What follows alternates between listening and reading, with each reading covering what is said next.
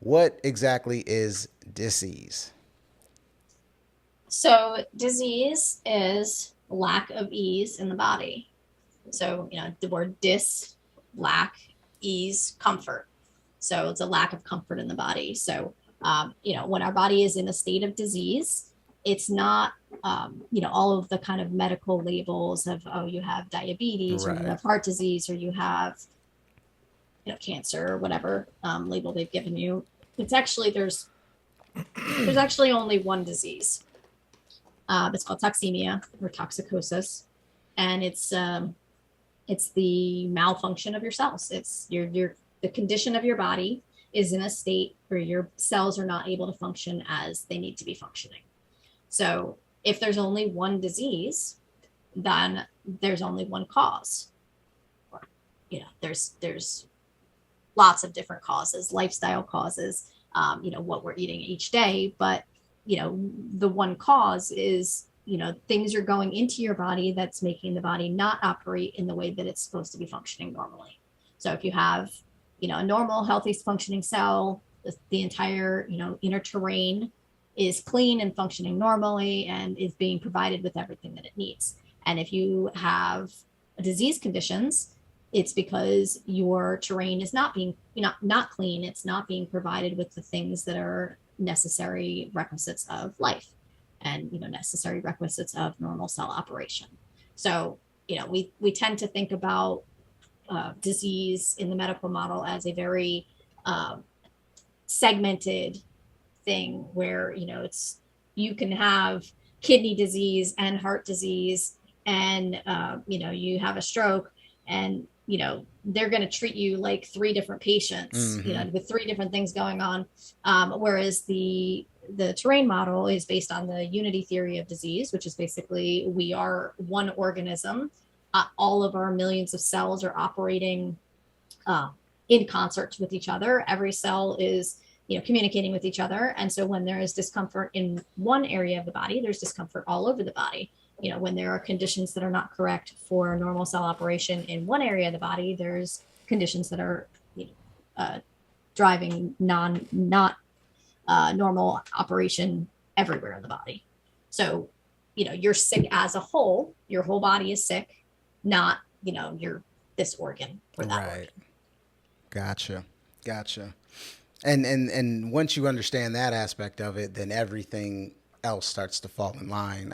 And I got for everybody out there who isn't familiar with the terrain model and maybe hearing this and not fully understanding it, I'm gonna go through some allopathic and medical termed sicknesses. And, Lauren will kind of give us her take from a terrain model perspective on what could possibly have been the ultimate cause, which ultimately it's what we consume, but we'll break it down a little further than that. Um, let's see. What's allopathic mean? Allopathic Yes. is more the medical germ theory Yeah, it's like the perspective on, yeah. mainstream medical like medicine is called allopathy. It's just the Yeah. name of their like medical field. Yeah. Right on. Okay, so I want to start with this beautiful concept of contagion, where I myself can make somebody else sick, or somebody can make me sick, and then that person Mhm. can make 100 people sick. So obviously, that is pretty much the foundation of germ theory when it comes to viruses and bacteria and this, that, and the other. Mhm. Speak on contagion and why that itself is a fallacy as well. Yeah, so that's kind of the bread and butter of the medical industry. I mean, they sell antibiotics to kill the germ. We've got OTC medications to stop the cleaning processes of our body. We've got you know cancer is now being touted as a virus that we are going to try to poison out of the body, and so the the standard kind of medical and like the foundation is truly germ theory is truly the foundation of modern medicine. Yeah. Everything is something external attacking the body that poison needs to be applied to the body in order to kill the attacking entity. And so that's the foundation of what medicine. That's how they can legally sell patented poisons to people, because they have, created this system based on this idea, this foundational idea that, every disease is something external attacking the body, and it needs to be poisoned in order to stop it from attacking the body. And the terrain model says the complete opposite, which is, terrain model is based on, first of all, the study of Béchamp, Antoine Béchamp. He did studies on bacteria, and what he found from his bacterial studies was that bacteria proliferated in areas where there was a lot of waste, because bacteria in nature and within our own bodies are the recycling team for nature. Like they break down waste. When an animal dies in nature, bacteria from their own body breaks down the body and returns it back to dust. That's what bacteria does. It takes a dead tissue, dying tissue, breaks it down into its constituent parts and recycles it.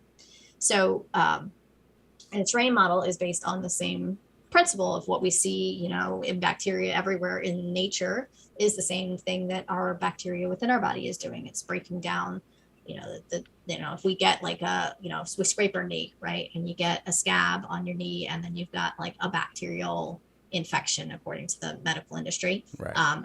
Why is the bacteria there?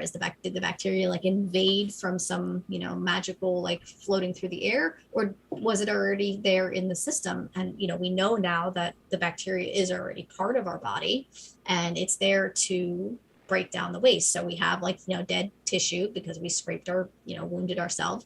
We have dead tissue that needs to be taken care of. So the body is, bringing the bacteria to that area to break down the tissues and, break down the dead tissues and recycle the materials. And then, once the body is done breaking down all that tissue, the body will get rid of the bacteria. So, we've been taught that our bodies are not self-healing and not self-cleaning. And we've been taught that when we get symptoms of colds or flus, that this is something attacking the body. However, we know from detoxification programs that when the body, when the burden is lifted off the body starts to clean itself. And one of the top symptoms that you get when you go through a detoxification program is cold and flu symptoms. Same thing if you have a drug addict that goes into rehab. What's the first thing that their body does? They start to get vomiting and diarrhea, because those are expulsion symptoms. That's how the body cleans itself. So, we've been taught that these expulsion symptoms that our body uses to clean itself and to repair itself are dangerous and scary things that we should suppress. So every time we get a cold or a flu, instead of fasting and getting rest and letting the body clean itself and, letting the body work as it's, supposed to be working, we instead apply poisons to the body. So we, go to the pharmacy and we get, some OTC cold medications or flu medications, and we try to suppress and stop those cleaning symptoms. And, what happens long-term if you keep stopping cleaning? It's like if you're a hoarder and you keep bringing food, keep bringing stuff into your house, what's going to happen if you're not ever taking that stuff out? You're going to get backed up with waste. You're going to end up with disease. So, we have this whole system where we're eating things that are not appropriate. We're overburdening the body. And then every time the body tries to clean itself, we're, being taught that we need to fear that. We need to stop that. Those are dangerous symptoms. They're scary symptoms. And, we can't let our bodies clean like that. So we have to apply poisons. So now you've got a body that's already sick. It's already been poisoned by the food that we're eating and, our other poor lifestyle choices like smoking and drinking and just poor environmental conditions, indoor air quality, all of those things. So we have like this huge mountain of burden, and then our body says, oh gosh, I really need to get this cleaned out. So it kicks off a cold or a flu and starts cleaning itself. And then we say, oh no, can't have that. We don't want to, we don't want to have that runny nose. So we'll put some more poison in. And then what happens is when you put that more poison in, it suppresses it for a little while, because you're putting in something so toxic that it's bringing down the energy level of the body. And in order for our bodies to clean, we actually have to have energy. So, one of the things that we see when people, go from eating a sad diet to eating fruits is they kind of go through a period where they feel great, and then their body finally gets enough energy, and all of a sudden they have like a massive clean out, and we call them healing events, or some people call them healing crisis, because your body has finally, after so many years, it finally has enough energy to actually get some of that stuff out that has been stuck in there for so long, that all of a sudden we just have like a major clean out. And that's why kids get sick more often than adults, because they have more energy. They Yep, yeah, haven't more been vital. burdening their body for the last 30, 40 years. Yep. Yeah. And that's what you see. Also children have more detox rashes too. So, one of the things that we see in kids is, chicken pox and measles and scarlet fever and foot and mouth. And, that's all these, high energy detox rashes. And then, as we get older, we tend to not have them. You know, Obviously there's some adults that will still get a rash Like here and there. shingles and shit. Yeah. Yeah. But basically, any sort of rash like that it takes more energy for the body to be able to kind of create that expulsion event. And so like just talking about expulsion, so like we have our primary expulsion channels, which is like your bowels and your kidneys. That's where like most of your excess waste is going to go out, and then also your lungs. So every time you exhale, you're going to be exhaling waste. Right. And then what happens is, I often see people getting like acne, right? Because their bowels have gotten backed up. And so now the skin has to be opened up in order to expel that waste. So, anytime we see kind of skin issues, psoriasis, rashes, acne, things of that sort, it's because our primary elimination channels are backed up, they're overwhelmed, and so the body is starting to create, alternate channels in order to get that waste out. And then same thing with, you see people who are, say, diabetic, and then they get these ulcers, and they get like a minor injury and it won't heal, because the body, as soon as the body opens up that wound, the body wants to push that waste out. So the body is using that wound area to drain off some of the excess waste that their body is just so backed up with. I actually have an example of that real quick. I got an insect bite, right, on my leg, and like a rash formed around it. It's like the body used that opening, and the rash was there for. I mean, I couldn't get rid of it. Like it was, for weeks upon week. I think it's about almost a month before it went away. Just from that one bite, it's like the body said, I'm gonna use this and get out everything I can.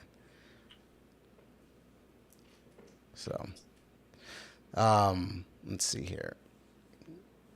Yeah, I was just looking at Jonas was saying that Florence Nightingale was in the natural hygiene school too. Yeah, she was a natural hygienist. Interesting. Yeah, some really good comments coming in. We appreciate you guys interacting and everything as well with all this great information. Contagion, talking about that. And you brought up chicken pox. That's always everybody's thing, chicken pox parties, and that's how chicken pox is spread and whatnot. But when people really look into it and they think that's one of the first major detox events for children, especially if they've been brought up on the SAD diet. And if I'm not mistaken, like chicken pox is a healing crisis that happens due to excessive protein, correct? Yeah, and actually the medical text used to list it as protein poisoning sepsis, because Gotcha. It was basically when the body hits, we're not, the problem we have with children is that we're not only like overwhelming them with protein right off the bat, but we start feeding children long before they should be actually eating. Children don't develop their teeth until about 18 months, like full set of teeth. So if you can't chew it, it shouldn't be going into your digestive tract. And the reason that the body doesn't put those teeth out there is because the digestive tract isn't ready. And so, we're starting the kids off, I was looking at the medical chart, and I think they start about 6 months, start giving solid food, and I think egg protein is right on like the first month, and then you've got chicken and their wheat protein, rice proteins. So we're just overwhelming infant toddler bodies with just Yep. protein, and then they end up with a protein rash. And I think the other thing that we always, I think, see people questioning with the chickenpox thing is, like you were saying, the chickenpox parties, or same thing with colds and flus. It's always, oh, but so and so was nearby me, and then they got sick, and then I got sick, so therefore, it must be contagious. And we really want to hold on to that contagion idea, because it takes the responsibility Yep. off The of us. accountability. Yep. And that's the appeal of the medical industry, is that we have like a lack of responsibility. We don't have to be in charge of our health, because we can just go to the expert, and the expert will tell us what to do. And we can just, and then it's if we don't get better, it's not our fault. And so that's very appealing, especially in our current society, is to not take responsibility for it. But unfortunately, the side effect of that is that you're not going to be well. You're never going to be well if you don't take complete responsibility for your health. 100%. 100%. What about antibodies, right? Because that's a big part of the germ theory as well. That's the proof that they've had a certain sickness. And my question is, and maybe you have the answer, I'm not sure, but like in my research on antibodies, the quote unquote tests they do, like there's no like gold standard that they've revealed to the public on how this antibody is unique from this other antibody, right? So if that gold standard, and maybe I'm wrong, maybe there's someone out there that can point me in that direction, but if that gold standard isn't like out there to see, then how do we know that these quote unquote antibodies that they're finding are actually unique for each sickness, right? Yeah, and it's such an interesting topic, because when you look at different diseases, like if you have HIV, for example, if your viral load is very high, then you are you're sick with HIV. But then if you have a high viral load in other diseases, then you are immune. Right.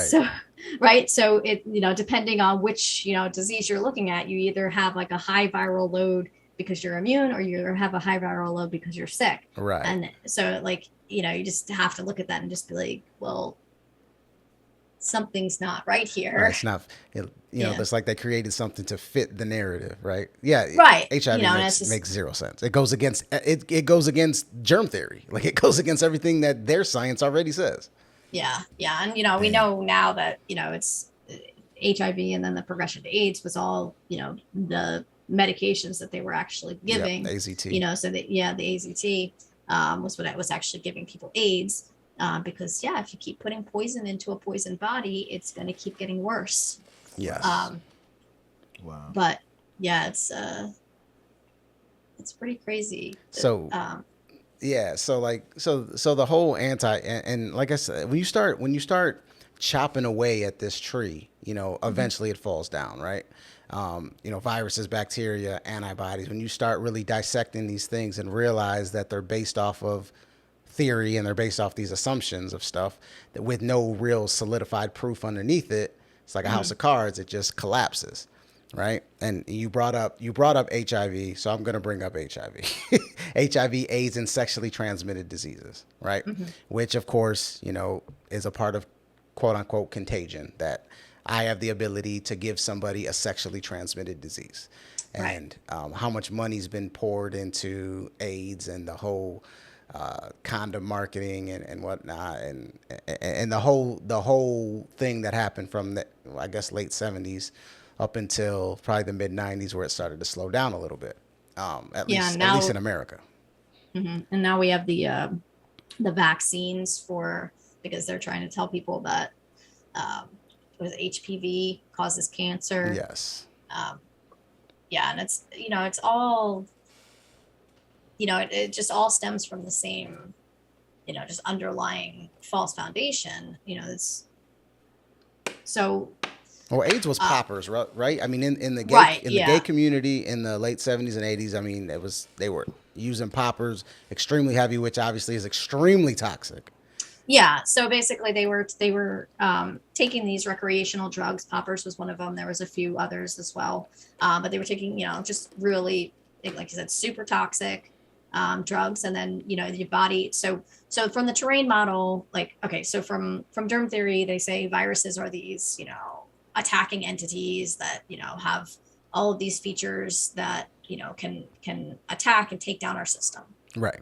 Um, but a virus is not alive. It doesn't have a nucleus. It is, from the terrain model, we recognize that viruses are cellular debris. So basically, you have a healthy cell, it gets damaged, it breaks apart, you have little fragments of cell, and that's why it has RNA, because your cell has RNA and DNA. Your cell breaks apart, you have a fragment of RNA, and then that's what they test for. They test for that, RNA of human cellular material. So in the terrain model, we know that, the virus itself is just cellular debris. And so why do we have cellular debris? Well, because the cell got broken. Why did the cell get broken? Because it was poisoned. It was poisoned, it was damaged, it was, set and put into a toxic condition. So if you put a whole bunch of drugs into your body, you're going to damage a whole bunch of cells.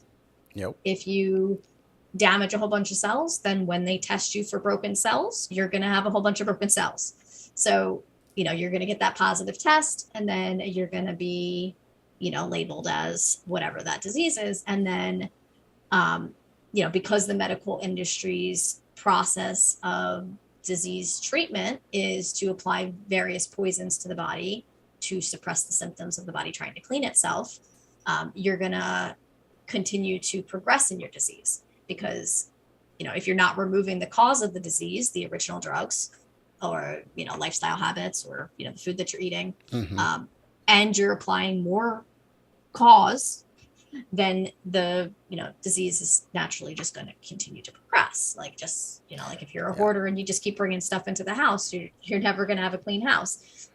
So what happens with the HIV is they've got the poppers, they've got the other recreational drugs that creates the illusion of this viral load, which is just cellular debris from the body being poisoned. So then they put them on AZT, and the AZT is like an extremely toxic poison, and so they obviously just go downhill really quickly. Yes. And and then we're just told, oh well, just AIDS is just this really crazy disease that we can't do anything about. Right. And This epidemic, pandemic, all that shit.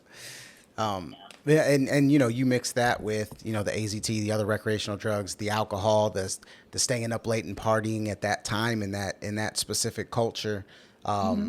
An environment. I mean, you have a recipe for a fucked up terrain. Let's just keep it real. And I remember reading something because I did a lot of studying on HIV and AIDS, and I think it was 1988. Like the gay community actually became more adept to understanding that the lifestyle was a big part of everybody getting sick. So it kind of calmed down a little bit, and the numbers dropped significantly. Like between 1988 and 1990, the numbers dropped significantly, which was another, not experiment, but just a testament of what was actually truly happening. And you see AIDS still being a major, a major issue in foreign countries, but they're dealing with those same toxic situations, whether it be malnutrition or vaccines, because what was it, was it the hepatitis vaccine? I'm not. It was. I think it was hepatitis. Hepatitis, and then there was polio in India. And, yes, and then you saw those HIV and AIDS numbers rise significantly as well. Yep. Incredible. Everywhere where those humanitarian vaccine programs go, yes, the disease rates all of a sudden go up. Good old Bill Gates, right?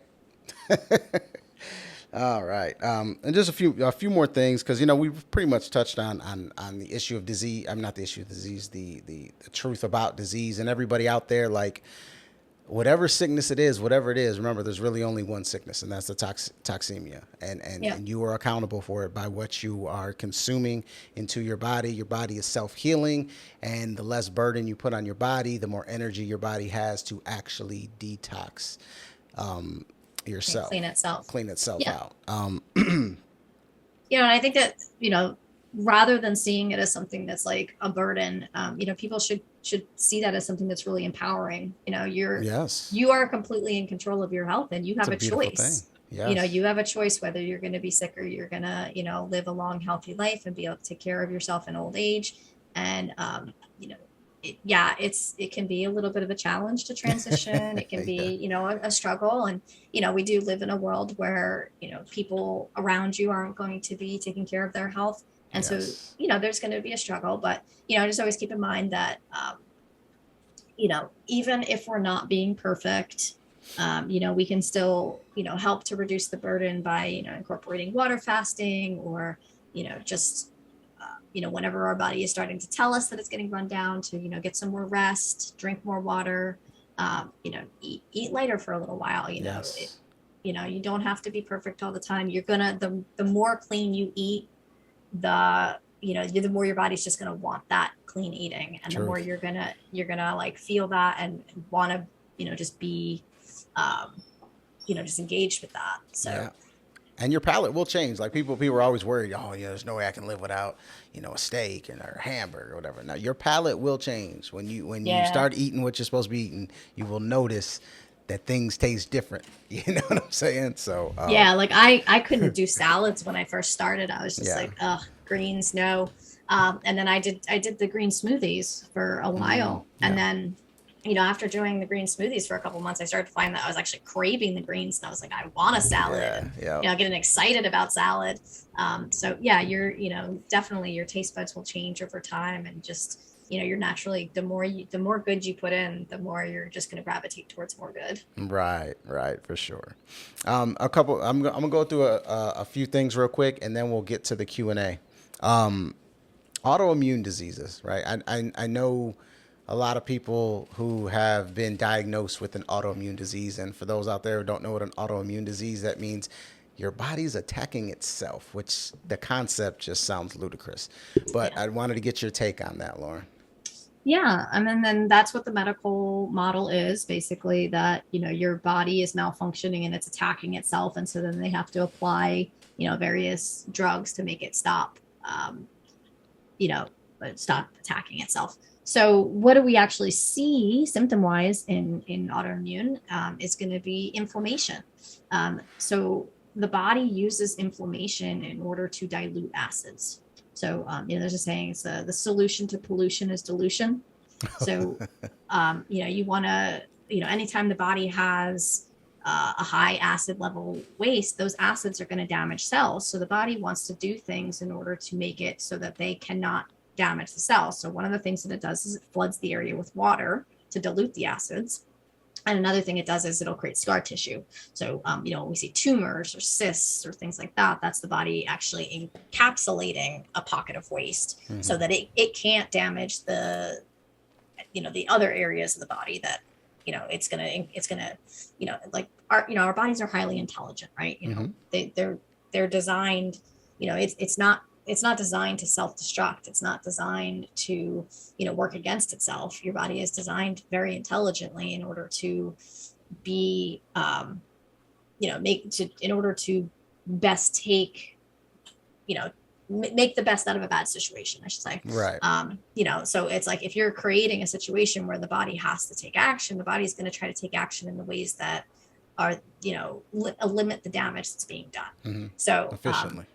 yeah. So, we're gonna see inflammation. So inflammation is a couple things. It is water being brought to the area. That's where you get the swelling. So like if you break your ankle, your ankle swells up right away, because you've got a whole bunch of cellular debris there that needs to be flushed out of the system. Your body's going to bring more blood to the area. Blood brings in nutrients, so your body's going to bring in proteins to repair the damaged cells. It's going to bring in minerals in order to, repair the broken bone. So you're going to have that inflammation. You're going to have the swelling. You're going to have the blood flow, and then you're going to have bacteria. Now, again, we were talking about bacteria before being the recyclers. Right. So, the bacteria is going to come in. The bacterial activity is going to create heat. So you're going to have a lot of times, like a red, swollen, hot, joint, or, if you, wherever the inflammation is, you're often going to have that heat in there too. Mm-hmm. And so that's, all autoimmune diseases is the body saying the conditions are really toxic right now. I need to, do something to dilute that or to minimize the damage that's being done by those conditions. And so the body's just intelligently putting into place all of these actions that are going to help it to clean and repair and fix the situation. Now, the problem is that most people don't ever remove the cause. Right. So your Can't body, heal in the environment that got you sick in the first place. yeah, your body, if you're putting in, 100 wrong things, and then, your body starts trying to clean them out, but you're still putting in 100 wrong things every day, there's just no chance for the body to ever get caught up. Right. But if you stop doing that, if you remove the cause, if you do a little bit of water fasting, if you, go onto like the really easy to digest, watery fruits and leafy greens, and you lift that burden and you give your body more energy and you give your body more hydration so that it can dilute all those acids, then the body's going to just reverse course. And you're going to, that's why we see all the autoimmune diseases just reverse very quickly, because, the body's just finally able to get caught up on all that backlog and, just you're working with the body instead of working against the body. So the body's already in autoimmune disease. The body's already put it to place what it needs to do to clean and heal itself. It's already trying to heal. We just have to stop working against it. Mm-hmm. Wow. That's deep. So anybody out there who has an autoimmune disease or knows somebody that does, definitely show them this specific part of the podcast as well as everything else. And what about like babies and who are born with it? Is there some type of transfer from the mother? Because obviously that's where they're getting their nutrition from. Yeah. So if the mother is extremely toxic, then the womb is extremely toxic, then the food that's coming through the umbilical cord is extremely toxic. That's why you see babies that are born with diseases. Yeah, man. That's why we're even seeing like, kids being born with tumors and cancer and stuff like that, because it's heartbreaking. Wow. But yeah, it's absolutely. So so the mother donates the lymph system to the child. So everything that's, going on in your lymph system when you're pregnant is going to be passed down to the child. Wow. It's also, one of the things, German measles used to be something that was like well known as a cleansing of the womb. And it's just a rash. It's a detox rash that children would often get in the first couple of months of their life. Mm-hmm. And, it was just, like old wives would know, oh, that's just your womb cleaning. That's what it, used to be referred to. Now it's, something that we have to fear and be, right. Take some antibiotics for or something like that. But yeah, so when we grow life inside of ourselves, we're growing it based on everything that we're eating and everything that, our system is running on. So like, you see with pregnant women, often their teeth start to break down if they're not eating, a healthy diet.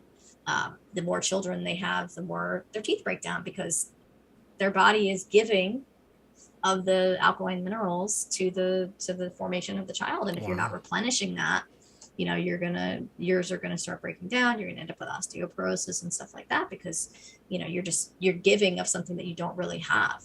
But the baby needs, the natural kind of like instinct of life is to prolong life and to, put the best of everything into the baby. Mm-hmm. Try to build the best baby so that it prolongs the species. So we're given we're giving whatever we have inside of us, we're giving to that child. So, if we're toxic, that's going to be passed down to the baby. And, unfortunately, that often means that we end up with babies who, are born with all sorts of diseases and, cancers and stuff like that. And, as a mother, you never want to hear that. You know, Right. you don't want to like feel like you gave, I know a lot of women in the train group, kind of go through this like a little bit of a mental crisis where they're like, oh my God, I didn't know this. And Yeah. I did all of these things to my child. And it's like, well, you can't get like, you know, upset about it like that. Like you just got to move forward. You know what I mean? Like Right. Right. you gotta just do what you know now, For sure. For you know, sure. All right, just a few more, and we're gonna wrap up the disease part. If you guys have questions, I've already written down a few, so we've got some already. Go ahead and post them in the chat now. Um, we have to talk about cancer. I mean, cancer is obviously cancer and heart disease. Two of the top killers outside of medicine itself. Which yeah, obviously they're not going to report those numbers, or else that would be number one. But the yeah, misconception of cancer, right? And cancer has affected my family in certain different areas, and I've tried to provide as much information as I can. But when you're talking about something that is what the final stage of disease, correct? yep, yeah, the seventh stage of disease. Right. Then a lot of people aren't as open to that, because they look at it like it's a life or death situation. Mhm. But speak on cancer, and take as long as you want, because I think that's such an important d- stage of disease for everybody to have true knowledge of Yeah. what exactly it is, and how the allopathic and medical industry's approach is in complete contrast of what's truly going on. Mhm. Yeah, and the first thing that we need to like really kind of address is that it's extremely rare to actually die from cancer.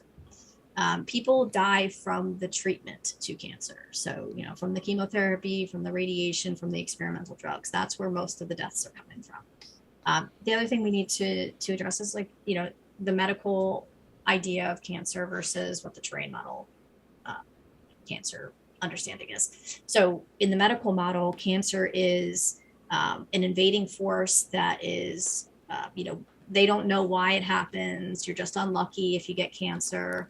Um, Or it's there's genetic. Yeah, or it's genetic. You're just, you were born susceptible. Um, and again, it's very similar to the autoimmune diseases where they're basically saying the body is attacking itself and it's malfunctioning and it's creating, this harmful situation that, obviously to, when people hear the cancer diagnosis, they're, it's a life sentence. Yeah. So when we look at it from the terrain model, so we were saying the seventh stage of disease. So there's 7 different levels of disease that the body goes through based on the conditions of the terrain. The more toxic the body becomes, the less it's able to clean itself. And then as it progresses up through those processes, it's going to move into the inflammation. That's stage 4. And then you're going to start getting scar tissue at stage 6. And then cancer is actually its own stage. But most diagnoses for cancer are actually in stage 6. It's where it's actually you're forming tumors and scar tissue rather than just like active cancer cells, or like what it would, I guess, in the medical industry would be called like stage 4 cancer. Is when the area of the body has become so toxic that the cells are reverting back to a bacterial form in order to survive the toxic conditions. So it basically becomes every cell for itself, right? So in a normal healthy body, our cells are all interacting with each other. They're working together and they're creating, they're communicating. They're creating the processes for whatever organ they're in, or like if it's in your liver, they're doing their liver processes. When the conditions become so toxic in the body that the cell is no longer able to operate under normal parameters, the oxygen levels become really low in that area of the body. Like the more acids there are, the less oxygen can get to the cells. So there are certain forms of bacteria that can operate in a low oxygen environment. So our cells it's called pleomorphism, where we have like bacterial or healthy cells and our bacterial cells and yeast cells. They're all actually the same cell. They just change form in order to meet the environmental needs. Mm-hmm. So, so when we have conditions that are really highly acidic, the body is gonna, or the cells in that area, wherever that area is localized, those cells are going to change form into a bacterial form that can survive in a low oxygen environment. So when they do that, they're no longer operating as a normal cell. They're operating in terms of like, we just need to survive. So if that's happening inside of your liver, for example, if enough cells in your liver stop working together to do liver functions and start just trying to survive, then your liver's not going to be able to function normally. And so that's where, you start to see things going downhill. But, when the medical industry, basically their process is the cancer is an invading force, so we're going to poison it. We're going to use a chemotherapy, which is a known carcinogen. Just for anybody who doesn't know, carcinogen is a cancer-causing drug. Right. So we're going to use a known carcinogen to treat cancer. And you're going to basically bombard that area of the body with so much poison that the body has to get jump started into a like clean out. And so, people often they have their hair fall out and they get really sick and they have vomiting and diarrhea. Well, why do they have vomiting and diarrhea? Because that's expulsion symptoms. So, when they apply the chemotherapy, the body starts to expel the chemotherapy. And often as a result, the body also expels some of the back of the waste. And so in the short term, you might see a shifting of the symptoms, or you might see the tumor shrink or, move to a different place in the body because it's being kind of bombarded here. So we just, they'll say, oh, well, it's, been successful because we've got like this little shift. We've got, something has changed and therefore, the drug is working. But in reality, all that's happened is they've just applied so much poison that in order for the body to survive that poison, it had to rapidly open up all of its expulsion channels. And so then the body is really drained. But, some of that old waste has cleared out. And so sometimes that, will last for a little while, and somebody might, stay cancer free for, 6 months or a year or a couple of years even. Right. But typically it doesn't last very long because the person hasn't been taught to actually remove the cause. And so they're still going back and they're, putting the same foods into their body every day that are creating the conditions. And now on top of that, they put a really toxic substance into the body as well. And so, the body has less vitality. The next go around, it's not going to be able to create that kind of massive expulsion event. And so it's not going to have the energy in order to clear it out. And that's often when we see, people dying from the chemotherapy because the body doesn't have the energy to expel it the second time around or the third time around. Yeah. Like it did in the first go around. And if you look at the individual too, the process of the body changing, like the weight loss, and you spoke about this many times, like when your body is not feeling well or it's in a certain position, you're not going to be hungry. So then you see that and you see them stop eating. Why? Because the body probably doesn't have enough energy to digest the food in the first place. So you're just depleted of everything. Yeah. And, then the final result eventually happens. Mm-hmm. Yeah. And then, a lot of times when you do see people who actually survive the cancer, when you actually ask them, what did they do? Well, they changed their diet, they changed their lifestyle, they, changed their, habits. They, said, they decided that they wanted to live and they needed to be, it was like a wake up call for them to get more healthy. They may not have even eaten perfectly, but just shifting their diet enough. For sure. Is just enough to lift that burden. And especially in the cases where it's that stage 6 versus stage 7. Yeah. Where really most diagnoses are coming from. yeah, just to throw out another little interesting little tidbit, Dr. Greger from nutritionfacts.com Mhm. or .org, he's got a video on the just disturbingly high number of false positives in cancer diagnoses. So yeah, you're So getting chemo probably for nothing. yeah. I mean, Jesus. you're more likely to be told that you have cancer when you don't than God damn. for it to be actually correct. That's So scary. That is scary. That's very scary. Especially thank for people who goodness. go get routine exams, you know? Yeah. Yeah, and then that was one of the things that he touches on is like the mammograms.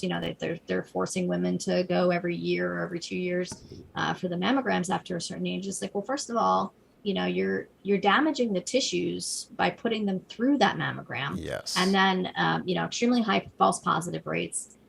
You have people getting mastectomies because of just like that, and that to me that like breaks my heart to see like the Yes. women, especially with the genetic testing, Right. like, oh, I'm just gonna have my my breasts removed because somebody in my family once had breast cancer, and it's like we're just mutilating people instead of teaching them how to avoid ever getting cancer, because it's not genetics. We have an entire science called epigenetics, which has proven that it's what we eat, not our genes. Our genes may control how a specific symptom progresses, right? Right. Like, so if you are in a family that has diabetes and you set your body up for um an unclean terrain, then you're gonna be more likely to have that symptom show up as diabetes versus heart disease in somebody else's family. Yep. That is the only factor. It's not whether you get disease, it's does it maybe progress in that particular way. And even at that, it may not. Like, you may grow up in a family with diabetes and end up with heart disease instead. Right. Because even at that, it's more about what we eat. And like if you're eating more fat than your family members, then you might end up with diabetes because it's blocking the sugar into the cells. But if you're going crazy on the protein, then your body's going to be more acidic and it's going to be pulling out the alkaline minerals from the heart, and so that could weaken your heart. So it's going to be a lot more of it is going to be specific to what you're eating.